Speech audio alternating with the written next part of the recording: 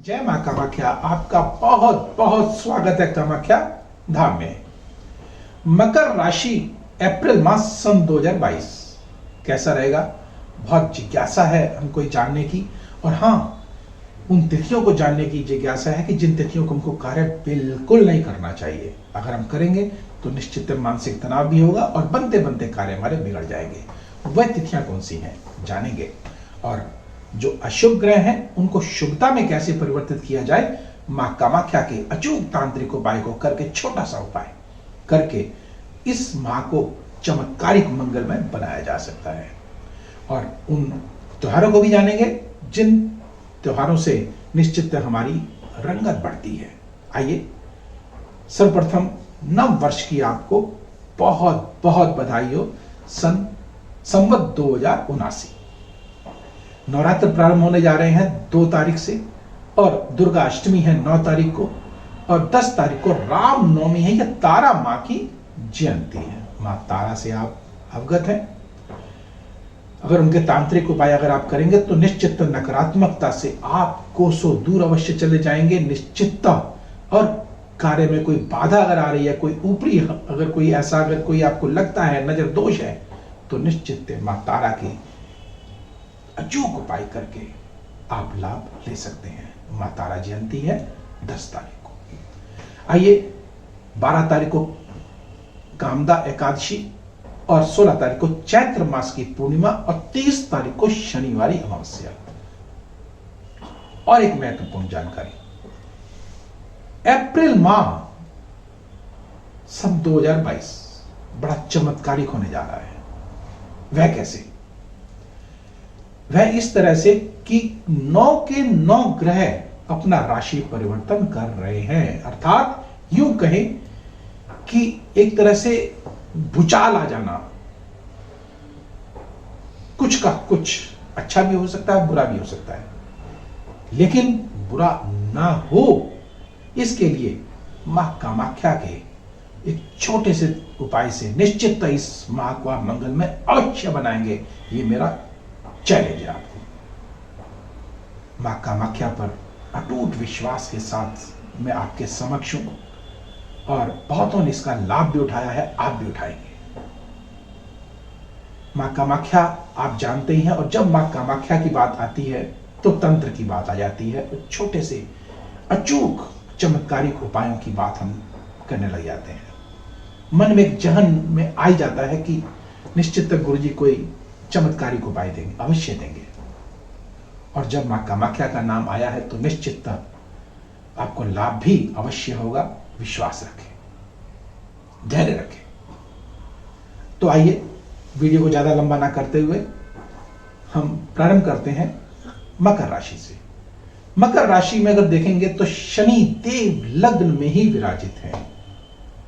ठीक 29 तारीख को यह कुंभ राशि में प्रवेश करेंगे, लेकिन इस माह लगभग पूरा यह लग्न में ही विराजित है। और यहां से तृतीय दृष्टि से जब यह पुरुषार्थ के भाव को देखेंगे, छोटे भाई बहनों के भाव को देखेंगे, तो निश्चित उसमें थोड़ा सा तीसरी दृष्टि है तो थोड़ा सा अशुभ मानी जाती है। तो अलगाव हो सकता है, आस पड़ोस में जो है वह संबंध हमारे बिगड़ सकते हैं, या यूं कहें कि हमारी जो थोड़ा सा स्वास्थ्य में भी दिक्कत हमको आ सकती है। लेकिन धैर्य रखें। मैं फिर कहूंगा, यहां से सप्तम दृष्टि से जब यह सप्तम भाव को देखेंगे, जो कि पारिवारिक भाव है, और जो शनि जब देखते हैं सप्तम भाव को, तो व्यापारिक दृष्टि से तो लाभ देंगे, लेकिन जहां पर बात आती है संबंधों की, पारिवारिक संबंधों की, तो वहां पर मतभेद अवश्य हो सकता है। ये टकराव हो सकता है, अलगाव हो सकता है, और ऐसा ना हो इसके लिए छोटा सा उपाय करेंगे, जानेंगे आगे। और यहां से जब दशम दृष्टि से यह दशम भाव को देखेंगे और अपने उच्चतम भाव को देखेंगे, अर्थात उच्च राशि हो जाएगी वहां पर आकर, और निश्चित वहां पर ऊंचाइयां देंगे, स्थिरता देंगे, प्रमोशन देंगे, व्यापार में तरक्की देंगे। जो जातक नौकरी से जुड़े हैं उनको और तरक्की देंगे, प्रमोशन देंगे, उनको आशा से अधिक लाभ उनको मिलने के संकेत दिखाई दे रहे हैं। और यहीं से पंचम मस्त जो राहु है वह 12 तारीख को चतुर्थ भाव पर विराजित हो जाएंगे, अर्थात 12 तारीख के बाद या मेष राशि में प्रवेश कर जाएंगे।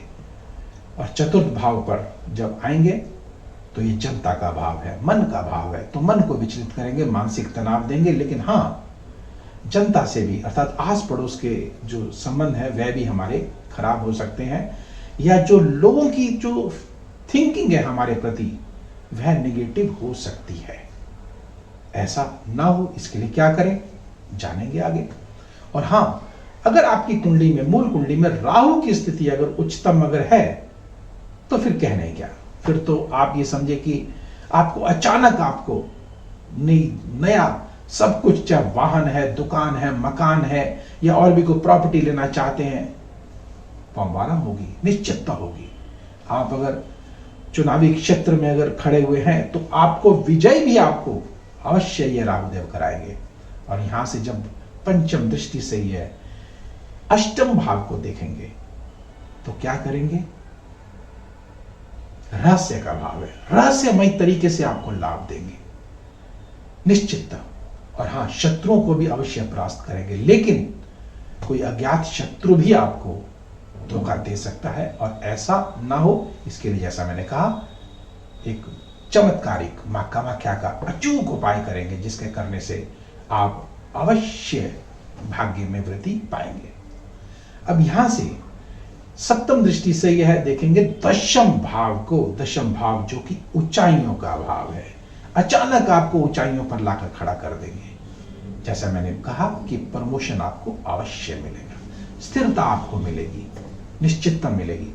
और यहां से जब यह लग्न भाव को देखेंगे तो लग्न में निश्चित क्रिएटिव माइंड तो देंगे, लेकिन उलझने भी साथ में देंगे, मानसिक तनाव भी आपको बराबर रहेगा। तो यूं कहें कि मिला जुला रहेगा असर आपको, लेकिन ज्यादातर शुभ फल ही मिल रहे हैं। लेकिन जो अशुभ फल हैं वे हमको ना मिले, इसके लिए क्या करें, जानेंगे। छोटा सा मां कामाख्या का उपाय, जिसको करके निश्चित आप इस माह को मंगल में बना सकते हैं। अब हम बात करते हैं सूर्यदेव की। सूर्यदेव 14 तारीख को मेष राशि में, अर्थात अपनी ही राशि में, मतलब उच्च के होकर के चतुर्थ भाव पर विराजित होंगे। चतुर्थ भाव जो कि जनता का भाव है, निश्चित जैसे मैंने कहा कि जो चुनावी अखाड़े में खड़े हैं उनके लिए बहुत बड़ा उत्तम योग है। ये अवश्य विजयी होंगे और विस्तार के साथ होंगे, विस्तार होगा, मान सम्मान बढ़ेगा, इज्जत बढ़ेगी और उपलब्धियां भी होंगी। यहां से सप्तम दृष्टि से जब ये दशम भाव को देखेंगे, दशम भाव वैसे ही ऊंचाइयों का है, सम्मान का है, प्रतिष्ठा का है, अवश्य विजयी होते हुए दिखाई दे रहे हैं। और अब हम बात करते हैं मंगल देव की। मंगल देव द्वितीय भाव पर विराजित है। द्वितीय भाव जो कि धन का भाव है, परिवार का भाव है, कुटुंब का भाव है। और यहां से चतुर्थेश और एकादशेश अर्थात आय में वृद्धि करते हुए जो जातक भूमि से संबंधित कार्य को कर रहे हैं या मंगल से संबंधित कार्यों को करते हैं, मंगल से संबंधित जैसे कार्य जो सेना विभाग से जुड़े हैं या फर्नेस से, भट्टी से जुड़े हैं, होटल लाइन से जुड़े हैं, उनके लिए बहुत ही उत्तम यह समय आ रहा है। और जो प्रॉपर्टी से जुड़े हैं, जिनका प्रॉपर्टी डीलिंग से संबंधित है, बिल्डर्स हैं, उनके लिए भी निश्चितता यह बहुत उत्तम माह है ये, क्योंकि ये द्वितीय भाव पर बैठे हैं। द्वितीय भाव जैसे मैंने बताया धन का है, परिवार का है, कुटुंब का है और भाइयों के साथ भी बहुत मधुर और अच्छे संबंध रहेंगे। शुक्रदेव साथ में है तो निश्चित किसी महिला वर्ग के द्वारा आपको और ऊंचाइयां मिलेंगी और आपको जीवन में तरक्की आपको अवश्य मिलेगी। तो आइए अब उन तिथियों को जान लेते हैं जिन तिथियों को हमको कार्य नहीं करना चाहिए। 2 तारीख, 3 तारीख, 12, 13, 20, 21 और 30 तारीख भूल कर भी तिथियों को कार्य ना करें। अगर करना भी पड़े तो क्या करें, जानेंगे। छोटे सा उपाय, पंचमुखी रुद्राक्ष लीजिएगा, उस पर कामिया सिंदूर लगाइएगा और 2 कौड़ी साथ में जरूर रखिएगा। पीली कौड़ी हो तो ज्यादा उत्तम है और सिर के तकिए के नीचे रात को रख लीजिएगा। प्रातःकाल उठे, सूर्योदय से पहले अपने सिर के ऊपर से 7 बार घुमा करके और मां कामाख्या का ध्यान करिएगा। छोटा सा मंत्र है, अगर उसको एक माला जाप कर लेंगे तो और भी उत्तम है। शौम ओम ओम उठ, उस माला का जाप करते हुए जल में प्रवाह कर दीजिएगा और अपनी मनोकामना रखिएगा।